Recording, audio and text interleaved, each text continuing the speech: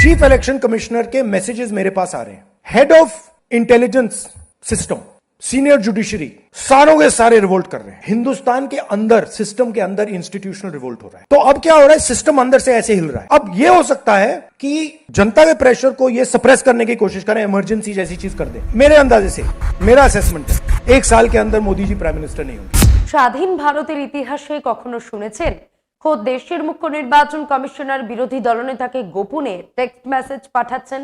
কখনো শুনেছেন দেশের সর্বোচ্চ গোয়েন্দা প্রধান কিংবা শীর্ষ আদালতের বিচারপতিরা তলে তলে সরকারের বিরুদ্ধে বিদ্রোহ ঘোষণা করে ইনসাইডার ফাইল পাচার করছেন বিরোধীদের টেবিলে? লোকসভার বিরোধী দলনেতা রাহুল গান্ধী বুক ঠুকে ক্যামেরার সামনে চোখে চোখ রেখে দাবি করেছেন, ক্ষমতার মগডালে বসা আমলারা আজ আমার হাতে ডসিয়ার তুলে দিচ্ছে, আর এই চরম সত্যটা জানেন বলেই খোদ দেশের প্রধানমন্ত্রী আজ আমার সঙ্গে চোখ মিলিয়ে কথা বলতে পারেন না। কি ভাবছেন আপনারা? সির্ফ রাজনীতির হাওয়া গরম করা ফাঁকা আওয়াজ, নাকি 1 বছরের মধ্যে দিল্লির মসনদ উল্টে যাওয়ার এক অমোঘ কাউন্টডাউন? আগামী 1 বছরে কি সত্যি নরেন্দ্র মোদীকে প্রধানমন্ত্রীর পদ থেকে ইস্তফা দিতে হবে? কি সেই গোপন সংকেত যা কাঁপিয়ে দিয়েছে সিস্টেমের ভিতকে? নমস্কার, আমি মধুরিমা ভৌমিক, আর দৈনিক সংবাদ অনলাইনে আপনারা দেখছেন সত্যি আসলে বেদনাদায়ক। সরাসরি একটা বিস্ফোরক প্রশ্নে আসি। আচ্ছা, দেশে কি আবার এমার্জেন্সি হতে চলেছে? ভয়ঙ্কর এই প্রশ্নটা কোনো সাধারণ চায়ের দোকানে রাজ্জা হয়ে ওঠেনি। গতকাল দিল্লির ইন্দিরা ভবনে আদিবাসী কংগ্রেস আয়োজিত এক অনুষ্ঠানে লোকসভার বিরোধী দলনেতা রাহুল গান্ধী প্রকাশ্য মঞ্চে দাঁড়িয়ে দিল্লির ক্ষমতার অলিন্দে একটা টাইম বম্ব ফাটিয়েছেন। ঠিক কি দাবি করেছেন তিনি? রাহুল বলছেন দেশের প্রধান নির্বাচন কমিশনার নাকি তাকে একের পর এক মেসেজ পাঠাচ্ছেন। শুধু তাই নয়, গোয়েন্দা বিভাগের প্রধান থেকে শুরু করে বিচার ব্যবস্থার শীর্ষস্তরের কর্তারা সবাই নাকি ভেতরে ভেতরে বিদ্রোহ করছেন এবং বিরোধী শিবিরকে গোপন তথ্য সরবরাহ করছেন, উড়িয়ে দিচ্ছেন, সেফ প্রলাপ বলে হাসছেন। তাহলে আরেকটা প্রশ্নের উত্তর দিন। সাধারণত বিরোধীদের যে কোনো সমালোচনাকে তুড়ি মেরে উড়িয়ে দেওয়া যে শাসক দলের মজ্জাগত স্বভাব, খোদ প্রধানমন্ত্রীর কুর্সি নড়ে ওঠার একটা দাবিতেই তাদের গোটা ক্যাবিনেট মন্ত্রী সন্ত্রী থেকে শুরু করে সাংসদেরা লাইন দিয়ে ডিফেন্সিভ বয়ান দিতে ময়দানে নেমে পড়লেন কেন? রাহুল গান্ধী কিন্তু প্রতিটি কথা বলছেন চরম আত্মবিশ্বাসের সঙ্গে। তিনি স্পষ্ট ডিক্লেয়ার করেছেন আগামী দিনে দুটো ঘটনার যে কোনো একটা ঘটবেই। এক, নরেন্দ্র মোদীকে পদত্যাগ করতে হবে, অর্থাৎ এই সরকার পড়ে যাবে। আর 2, দেশে জরুরি অবস্থা আসবে। এগুলো সবই হবে কারণ দেশের অর্থনীতির কঙ্কালটা বেরিয়ে পড়বে, জিনিসপত্রের দামের ঠেকায় সাধারণ মানুষ দিশেহারা হয়ে যাবে। রাহুলের থিওরি অনুযায়ী গত 1 দশকে যে প্রতিষ্ঠানগুলোর উপর সরকার একচ্ছত্র নিয়ন্ত্রণ কায়েম করেছিল, সেই চাবিকাঠি এখন আলগা হতে শুরু করেছে। ভেতরের সিস্টেমটা আর সোজা হয়ে দাঁড়াতে পারছে না, তা ভেতরে ভেতরে ধসে পড়ছে। আর এই জনরোষ বা ভেতরের চাপ সামলাতে সরকার শেষ অস্ত্র হিসেবে জরুরি অবস্থার পথ বেছে নিতেই পারে। চলুন রাহুলের এই বিস্ফোরক বয়ানের নেপথ্য যুক্তিগুলোকে একটু ডিকোড করা যাক। তিনি ঠিক কোন পরিস্থিতির কথা বলছেন তার নিজের বক্তব্যটা শুনলে সমীকরণটা আরো পরিষ্কার হবে। भयंकर आर्थिक सुनामी अब आ रही है। उसका कारण है कि हिंदुस्तान का जो प्रोटेक्शन का सिस्टम था, जो इंटरनेशनल इकोनॉमी से एक प्रकार से शॉक अब्जॉर्बर था, उसको बीजेपी ने हटा दिया। सिस्टम मुझे इंफॉर्मेशन दे रहा है मोदी जी के बारे में, शाह जी के बारे में, उनके बेटों के बारे में, मिनिस्टर्स के बारे में, अजीत डोवल के बारे में पूरा इंफॉर्मेशन है। धड़ाधड़ धड़ाधड़ धड़ाधड़ हमारे सिस्टम से ही आ रहा है। রাহুল গান্ধীর মতে দেশ এক অভূতপূর্ব আর্থিক সুনামির দোরগোড়ায় দাঁড়িয়ে আছে। একটা ভয়ঙ্কর অর্থনৈতিক বিপর্যয় আসছে যা আমরা আমাদের জীবদ্দশায় আগে কখনো দেখিনি। কেন? কারণ আন্তর্জাতিক বাজারের ধাক্কা সামলানোর জন্য ভারতের যে নিজস্ব অর্থনৈতিক সুরক্ষা কবচ বা শক অ্যাবজর্ভার ছিল, বিজেপি সরকার নাকি সেটাকে পুরোপুরি ধ্বংস করে দিয়েছে। এর ফল যা হওয়ার তাই হচ্ছে, লাগাম ছাড়া মূল্য বৃদ্ধি। আর এটা তো কেবল ট্রেলার, আসল সংকট নাকি এখনো আসা বাকি। আর ঠিক এই অর্থনৈতিক সংকটের সমান্তরালে দেশের ভেতরে কি ঘটছে? রাহুল বলছেন এটা কোনো সাধারণ রাজনৈতিক লড়াই নয়, এটা আসলে ইনস্টিটিউশনাল রিভোল্ট, মানে প্রাতিষ্ঠানিক বিদ্রোহ। সাধারণ মানুষ হয়তো ভাবছেন নির্বাচন কমিশনের মতন বড় বড় সংস্থাগুলো এখনো পুরোপুরি সরকারের নিয়ন্ত্রণে। গল্পটা কিন্তু এখানেই শেষ নয়, আসল চমক এর পরেই। রাহুল গান্ধী সির্ফ দাবি করেই থেমে যাননি, তিনি একেবারে সিস্টেমের ভেতরের কঙ্কালটা টেনে বের করেছেন। রাহুলের সহজ যুক্তি, যদি দেশের আমজনতা বুঝে যায় যে গোটা নির্বাচনী ব্যবস্থাটাই আসলে রিগিং এর উপর দাঁড়িয়ে আছে, আর তার উপর যদি যোগ হয় তীব্র আর্থিক সংকট, চরম দারিদ্র্য এবং মানুষের পুঞ্জীভূত ক্ষোভ, তাহলে কি হবে? রাহুলের সোজা সবটা দাবি, সরকারের নিজেদের লোকই এখন তাকে তথ্য দিচ্ছে। এক লহমায় যেন একটা বড় পারমাণবিক বোমা ফাটালেন তিনি। দেখুন, 1947-এ দেশ স্বাধীন হওয়ার পর থেকে পরবর্তী 50 বছর কেন্দ্রে ক্ষমতায় ছিল কংগ্রেস। অতএব দেশের আমলাতন্ত্রের সঙ্গে গান্ধী পরিবারের সম্পর্ক একেবারে ছিন্ন হয়ে গেছে। কোনো মূর্খও এ কথা বলবে না। রাহুলের বিস্ফোরক দাবি, আমার কাছে প্রতিনিয়ত অজস্র ইনসাইডার ইনফরমেশন আসছে। খোদ প্রধানমন্ত্রী নরেন্দ্র মোদী, স্বরাষ্ট্রমন্ত্রী অমিত শাহ, তাদের পরিবার এবং জাতীয় নিরাপত্তা উপদেষ্টা অজিত ডোভালকে নিয়ে একের পর এক ডসিয়ার এক্সক্লুসিভ ফাইল এসে আছড়ে পড়ছে আমাদের হাতে। আর এই তথ্যগুলো দিচ্ছে স্বয়ং সরকারি ব্যবস্থার ভেতরের মানুষেরাই। একটা ব্যক্তিগত অভিজ্ঞতার কথা ও বক্তৃতায় বলেছেন তিনি। রাহুল বলছেন, যখনই কোনো সরকারি মিটিংয়ে নরেন্দ্র মোদীর সঙ্গে তার দেখা হয়, মোদীজি নাকি তার চোখের দিকে তাকাতে পারেন না। হ্যান্ডশেক করার সময় একটা অস্বস্তি স্পষ্ট টের পাওয়া যায়, কারণ প্রধানমন্ত্রী খুব ভালো করেই জানেন যে লৌহ কঠিন সিস্টেম তিনি তৈরি করেছিলেন তা এখন তাসের ঘরের মতন ভেঙে পড়ছে এবং ভেতরের সমস্ত খবর সরাসরি গিয়ে পৌঁছচ্ছে রাহুলের টেবিলে। এই মনস্তাত্ত্বিক চাপটাই এখন সরকারকে তাড়া করে বেড়াচ্ছে। আর এই রাজনৈতিক পর্যালোচনার উপর ভিত্তি করেই রাহুল গান্ধীর মোক্ষম ভবিষ্যৎবাণী, আগামী 1 বছরের মধ্যে নরেন্দ্র মোদী আর দেশের প্রধানমন্ত্রী থাকবেন না।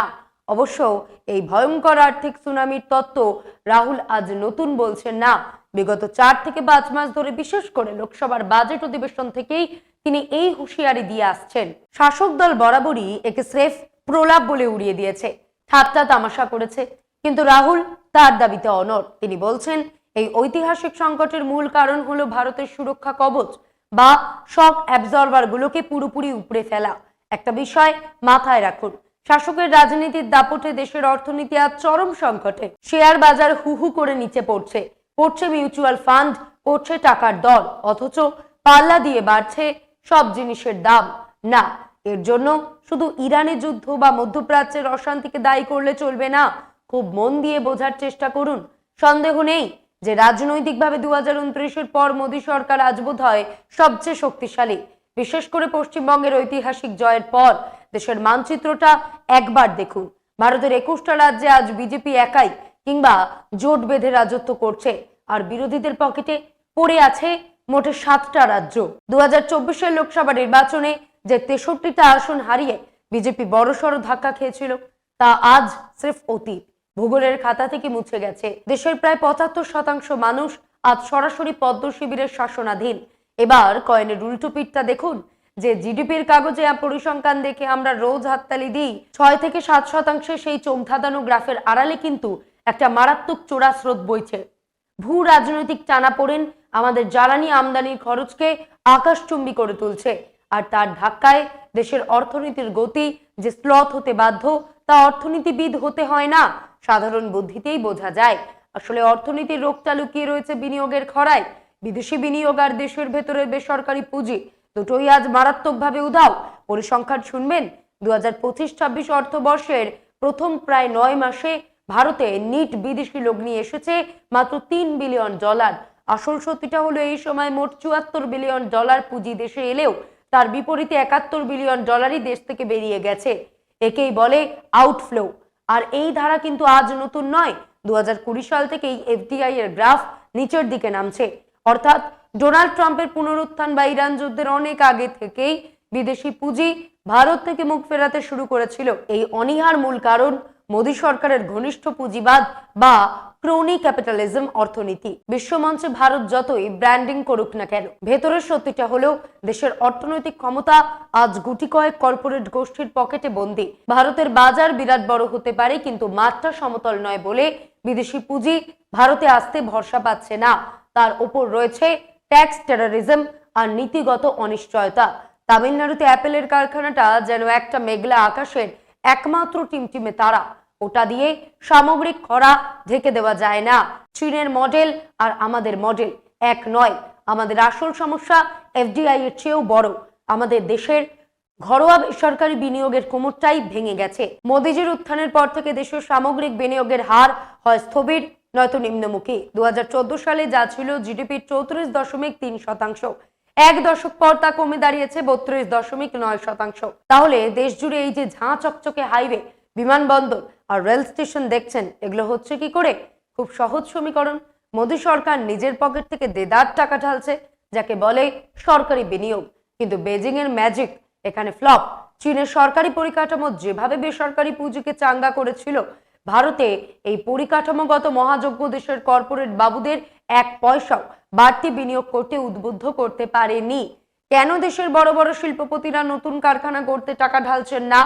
এর পেছনে একটা গভীর মনস্তাত্ত্বিক আর রাজনৈতিক সংকট কাজ করছে।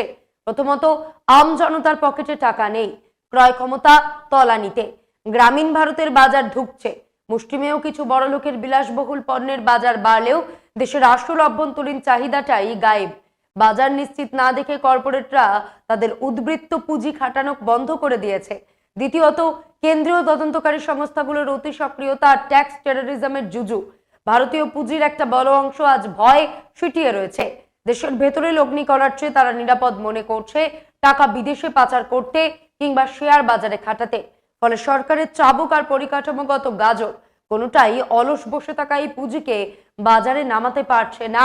অর্থনীতিবিদ অভিষেক আনন্দ, জস ফেলম্যান আর অরবিন্দ সুব্রমণিয়ামের গবেষণা বলছে 2007 সালে কর্পোরেট বিনিয়োগ যেখানে জিডিপি 17% ছিল, 2025-এ তা প্রায় অর্ধেকে নেমে এসেছে। আর মোদি জামানার 7% জিডিপি বৃদ্ধির মূল জ্বালানি আসলে ধার দেনা বা ক্রেডিট চালিত সরকারি বিনিয়োগ। ফলে ভবিষ্যতে যদি কোনো বড় যুদ্ধ বা বৈশ্বিক সংকটে বৃদ্ধির রথ আচমকা থমকে যায়, তবে এই বিপুল সরকারি ঋণ দেশের অর্থনীতির জন্য একটা মারাত্মক টাইম বোমা হয়ে উঠবে।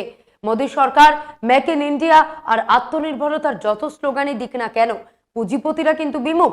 কারণ এই সরকার মুক্ত বাজার অর্থনীতিতে বিশ্বাসই করে না। কেউ এক অভিনব রাষ্ট্রবাদ, নেহেরুর প্ল্যানিং কমিশন এরা ভেঙে দিয়েছে ঠিকই, কিন্তু এরা বাজারকে নিজেদের রিমোট কন্ট্রোলে চালাতে চায়।